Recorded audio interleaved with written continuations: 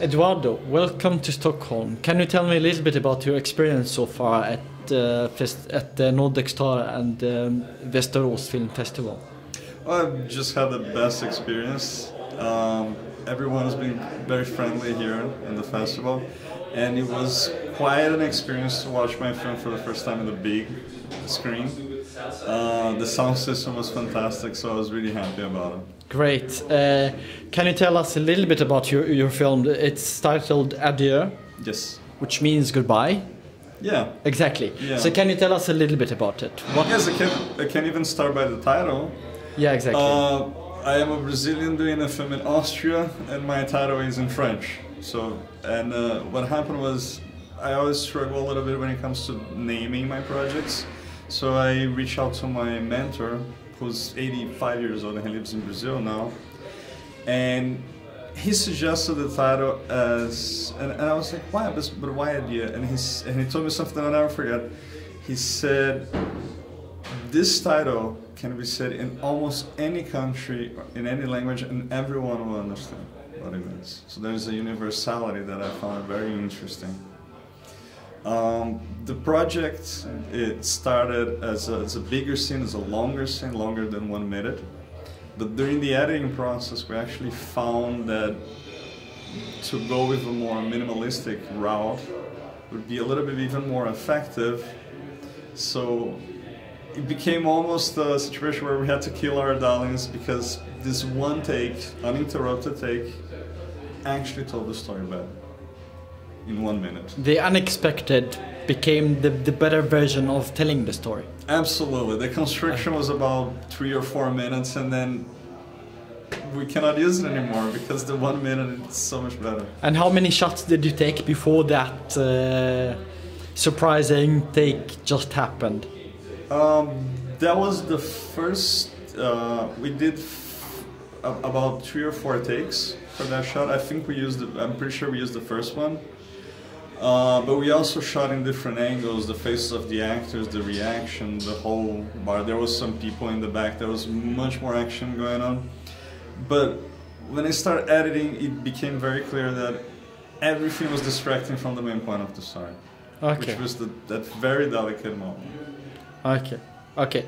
And was there much editing on that shot, on that take that you took, that was taken unexpectedly? Yes. The take was a little bit altered to fit the 1 minute. I believe there was about 1 minute and 20 seconds, the original. And I talked to my editor, we were trying to find a few solutions because to try to find it for 1 minute. And what we did was, we actually speed up the beginning of the film and slowly start to slow it down as the movie progresses. So it begins a little bit speed up, gets to normal speed in the middle of the film, and actually has a slow down effect at the end, which we found it was very effective. Because everyone that has been in that situation, things are happening very fast, but then after that look, that final turn and that final goodbye, things can kind of slow down in time. Yeah, the situation, you mean the breaking up? Yes. In a way. I'm curious about the idea behind the story, behind the shot, behind the short film. There has to be something personal, I guess. Would you mind talking a little bit about that? It would be interesting to know. It began as an exploration of a case that happens to me. It happens to everyone. And I wanted to explore a little bit. And I had the idea while I was visiting my parents in Portugal. And it was a weird situation where I could see my dad in the living room and my mom in the kitchen, and there was this weight of their relationship. They're so long together, there's so much time. And I started to think about my relationships. And I imagined, what if the year that they got married, they actually broke up at the time? So it was an exploration of my own relationship, but also my parents, of what could it have been or what could have happened type of scenario.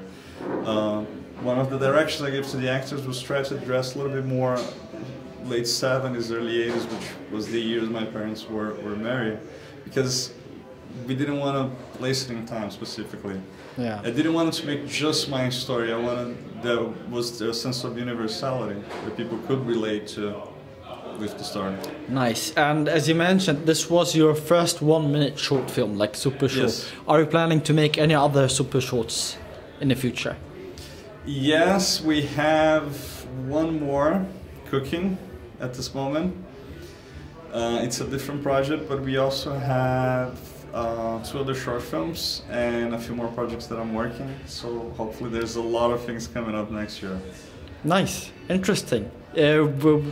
Can you name some of the titles, or that is better to be kept now hidden until the project is done? I think I need to talk to my mentor again, and he can help me out. He can give me a bit of tips about it. Okay, that was all from my side. Do you have anything else you would like to add?